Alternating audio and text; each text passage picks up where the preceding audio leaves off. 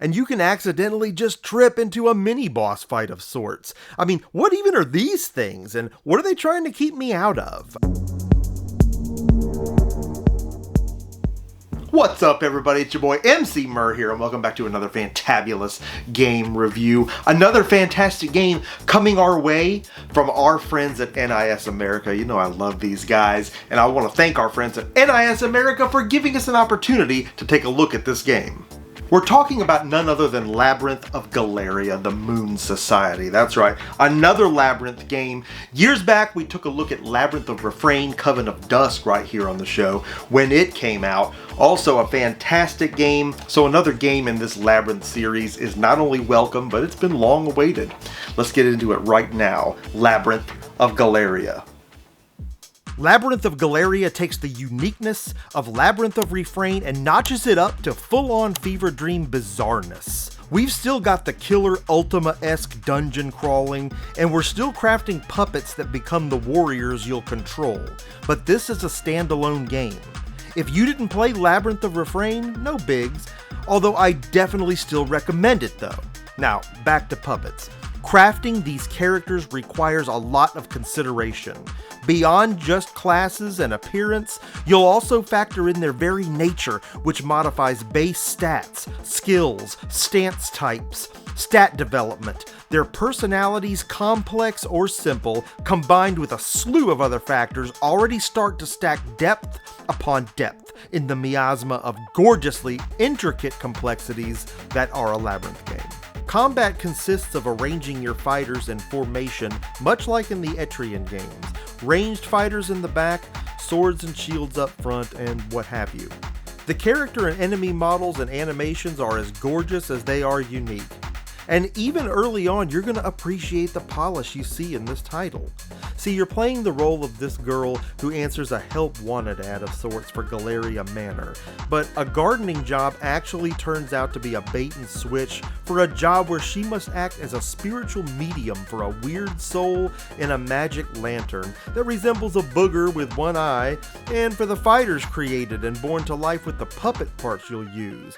All of this acts as a layer above the actual dungeon delving, treasure hunting, and combat that goes on in the realms beyond the doors of the magic wardrobe, which creates a level of depth to the story that has you going in and out of these separate in-game realities. I'm vested in my fighters and their characteristics, as well as their relationships with one another that are directly connected to their performance and overall development.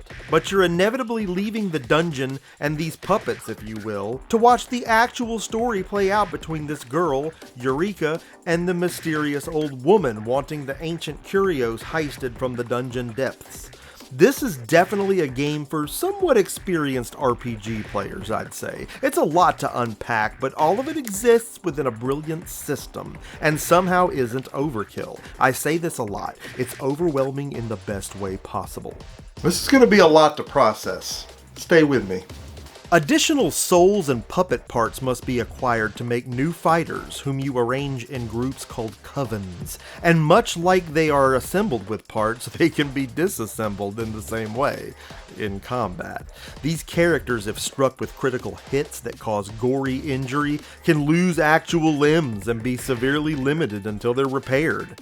They can even be beheaded on top of just the looming threat of dismemberment.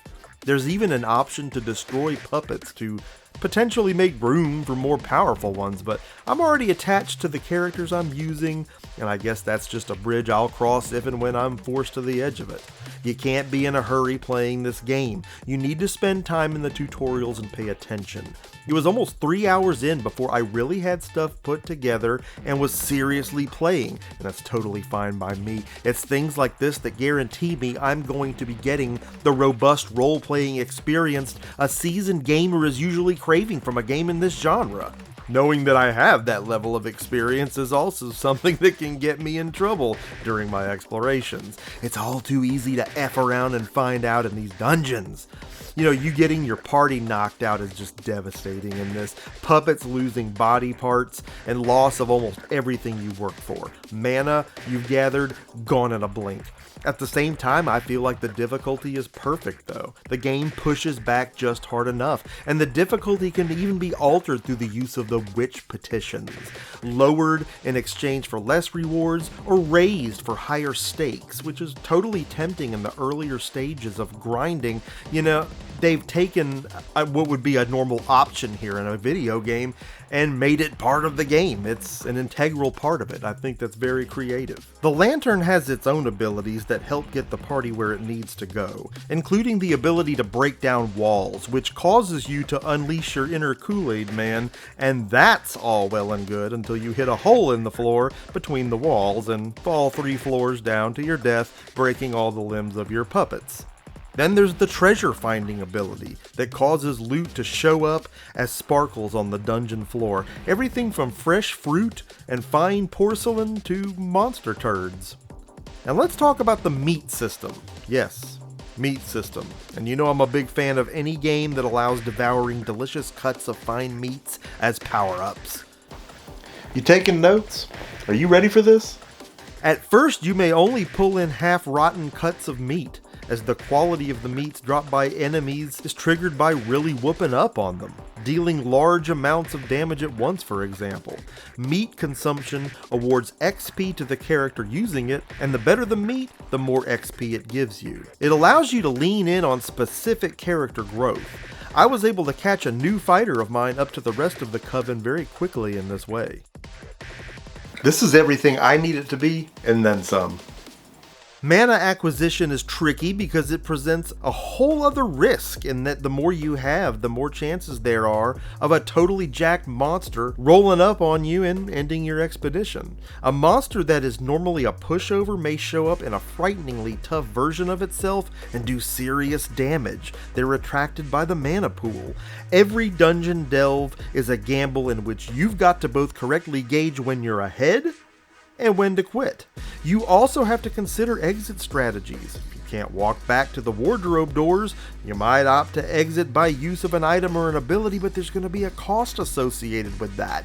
You're going to lose percentages of what you've grinded for. I haven't met a boss yet that was a pushover. Major strategy required to survive, and you can accidentally just trip into a mini boss fight. I mean, what even are these things, and what are they trying to keep me out of? You know it's something. I mean, this game is a trip, man. And there's still time to secure your copy of the limited edition on the NIS America store, including a soundtrack, art book, and a card game with a playmat. It literally doesn't get any cooler than this. I mean, what? So there you have it, Labyrinth of Galleria. Loving what I'm seeing. It launches Tuesday, February 14th. PS4, PS5, PC, Nintendo Switch. You know, again, we looked at Labyrinth of Refrain when it came out, and there were some very nice extras that came with the physical copy of that when it launched. You can also get that same kind of action coming your way in this new game in the Labyrinth series. I will have the link in the description to get to the NIS store and see the collector's edition of Labyrinth of Galleria. You know nobody does those collector's editions like NIS America. Always some really premium quality goodies included. Hey, you know I want to know what you thought of everything you saw in this episode. Leave me something in the comment section. Did you like this game? Are you liking what you're seeing here? Are you planning on getting this game? I want to thank my friends at NIS America again for giving us an opportunity to take a look at this great release. If you would like to see a video on Labyrinth of Refrain getting unboxed, again, there was some really cool stuff in that set. I'm going to put a link right here so you can click on this video and keep the action going right here on the Emceemur Show. Emceemur signing off for this fantabulous review. I'll see each and every one of you on the next one.